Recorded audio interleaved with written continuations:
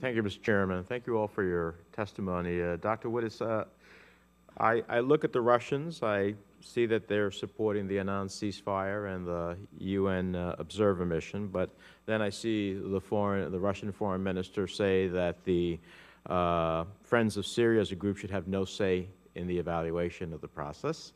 I believe that to some degree the Russians are still supplying the Assad regime with arms. So the question for me, I heard your comment about we have to bring Russia into the fold. They have to have a relationship or some type of position with Syria, but not with Assad. What is the end game for them from your perspective? And how is it that we get their support in bringing, and how do you bring them into the fold to do what we want to do, which is to see the slaughter stop, and at the same time get their support in a way that can help us do that, since they're one of probably only 2 countries left that are really significantly supporting Assad at this point? Thank you, Senator. It's an excellent question and a challenging one. But when I think about Russian interests in Syria, I think there are a couple of key points. One is the naval base at Tartus. And I think they would look for some assurance that they would be able to maintain access as a base for their Mediterranean operations. More broadly, I think they want to know that it's not the intent of Western powers or of the other Arab states to shut Russia out diplomatically, economically, of a future Syria, a Syria that's reintegrated into the Arab region. And I think it's partly through dialogue with us, partly through dialogue with the other Arab governments in the region, and partly through dialogue with the Syrian oppositionists that these assurances can be given. Senator, one other component of this is that Russia and China, which have their own restive regions that are arguably in rebellion, have deep concern about regions that go into rebellion that displace sitting governments.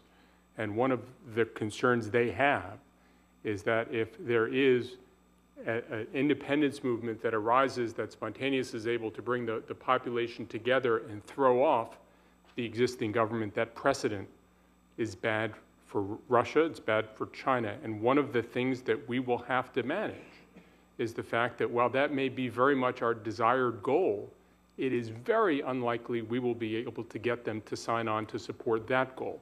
What we can get them to sign on to is to avoid the Somaliization of Syria, the fact that Syria would be a base for terrorism that would spread out because Syria is connected to the Caucasus, which has its own problems with terrorism. And the Russians certainly have interests that we can build on, but one of their interests is not creating the kind of open democratic Syria that Murhaf described. Mm-hmm.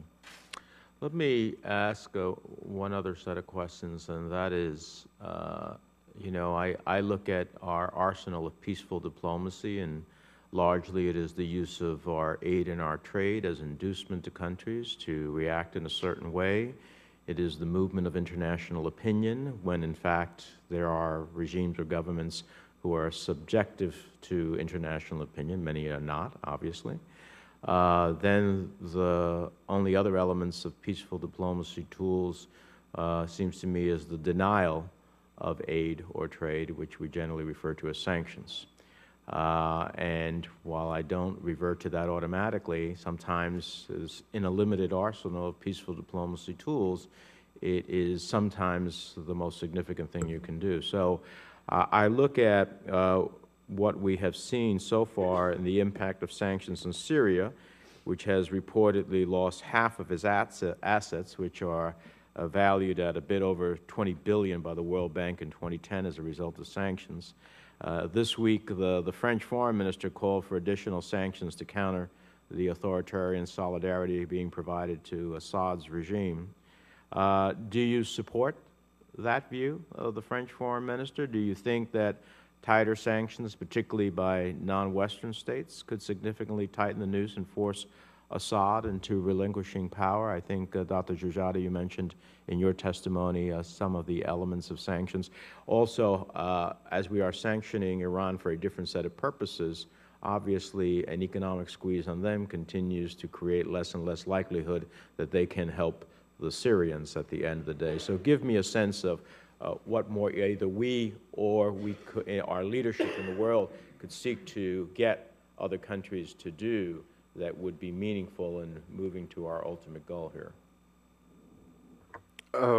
Tightening sanctions would be a good thing, and especially when it is done in concert so that there are no loopholes. Targeted sanctions were very good. The bad news is that by doing these targeted sanctions, this layer of people that have been targeted now will want to resist, will not want to defect anymore. Therefore, increasing the cohesion of the layers at the top. But those who are really feeling it now are the people, and the regime is justifying this by saying that the United States is the enemy. It is the United States that is impoverishing you. And anyway, we in Syria, according to the regime, who have been in the axis of resistance for a long time and have been paying for our principled foreign policy, we are used to sanctions. And so let the US and let Western powers impose sanctions. That is fine with us. Again, the Assad family does not feel it, it is the people. Sanctions alone will not work, and there really needs to be a diplomacy, but a diplomacy backed with teeth. Do you think that if we had not had the sanctions, that those elements would have ultimately defected? I am very happy for the targeted sanctions against Bashar al-Assad and his wife and mother and so on. Some of the generals, however, and again, they need to be punished because they have blood on their hands, but I think this made the difference for them between defecting and not defecting. Those who have not had sanctions imposed on them, I think are now in that area and considering if they can defect, if this does not hurt their families. Senator, if I may, one of the problems we have sanctioning Syria is that we've been sanctioning Syria for so long, there's not much left for us to sanction. One of the things that we've done is we've made it illegal for Syrian Arab Airlines to land in the United States. They don't have a plane that can make it across the ocean. So we're getting to that sort of level of sanctions. I think the important component of sanctions is not just to punish, but also to hold out the promise that the pain can end when the policy ends. And I think one of the things that we have had a problem with is it's easier to put on sanctions and take them off. But clearly for a lot of people, what we have to do is say, yes, this is going to hurt, and we know it's going to hurt. But when this situation changes, it will stop hurting, and that's an inducement to change, not an inducement to draw in to have the regime control the economy even more, which is, I think, one of the short-term effects of sanctions. But it can provoke a split in the leadership that can be very, very helpful.